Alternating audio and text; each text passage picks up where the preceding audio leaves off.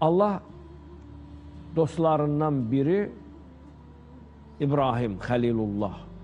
Çox maraqlı, diqqəti cəlb eləyən, ibrətlik, düşündürücü bir dastandır.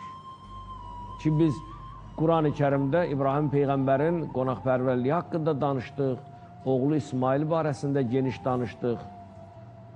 Amma İbrahim Peyğəmbərin sürüləri çox idi, qoyun sürüləri. Səhralıqda, yamazlıqda qoyunların otarardı və ibadətini də orada eləyərdi. Halal qidalardan da qəbul edərdi. Günlərin bir günü səhralıqda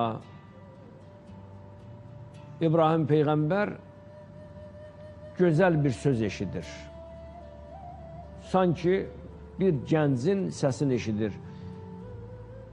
Subbuhun, Quddusun və Rabbul Mələikə. Bu nə deməkdir?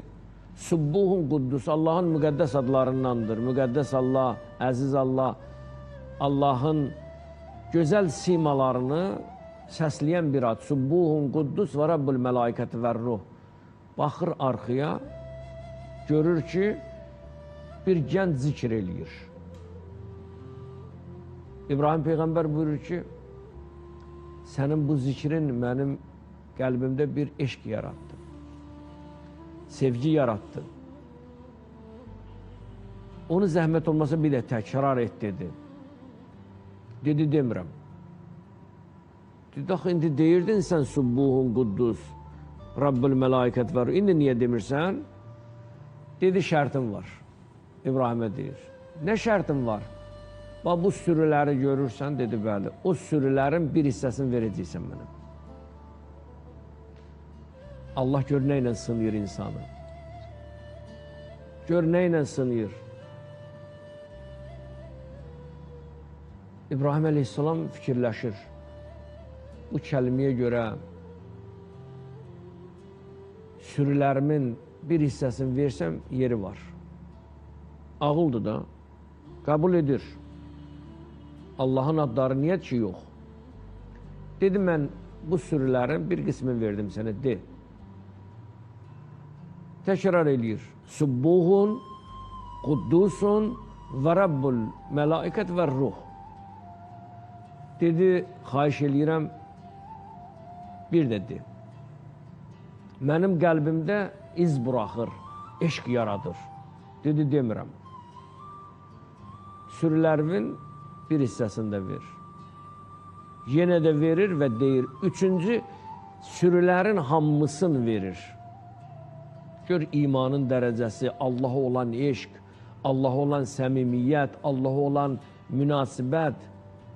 Nə qədər gör ilahi vəhyə tabi olan insanlar olubdular. Dedi, sürülərimin hamısını verdim. Yenə də təkrar elə, dedi də sürün qalmadı ki. Görün nə deyir. Ey cavan, and olsun Allahın izzət və cəlalinə. Sən mənə yenə də o Subbuhun, Quddus, o sözləri sən öz dilindən de, mən sənin sürülərimin, artıq sürülər sənindir, sürülərimin çobanı olaram, dedi. Bunu deyəndə bir ilahi vəhiy gəlir, Cəbrail nazil olur, deyir, bilirsən o kimdir? Bilirsən o kimdir? Bu mələkdir, insan surətində Allah sənin yanıma göndərib ki, sənin imanını yoxlayır. Allaha olan səmimiyyətivi, Allaha olan sevgivi, Allaha olan eşqivi göstərmək istəyir. Sən necə göstərirsən Allaha? Görün, malından keçə bilirsən ya yox. Baxın, ilahi sevgi hər şeyindən keçdi, varından, dövlətindən. Həzrəti Əyyub keçmədi. Quran-ı Kərim Həzrəti Əyyubun dastanını danışanda illərlə xəstə, 60 ildən çox xəstə yatır. Malı, mülkü, övladları, tarlası, zəmisi, bütün nə var idi, hamısı külə sovrulur. Məhv olur, heç olur, bitir. Xəstə canı ilə Allah yenə də imtihan edir, bir dua ilə Allah ona nicat verir. Rəbbi inni məssəniyə dur və antərhamur rahimin ayəsi. İlahi, mənə zərər toxundu.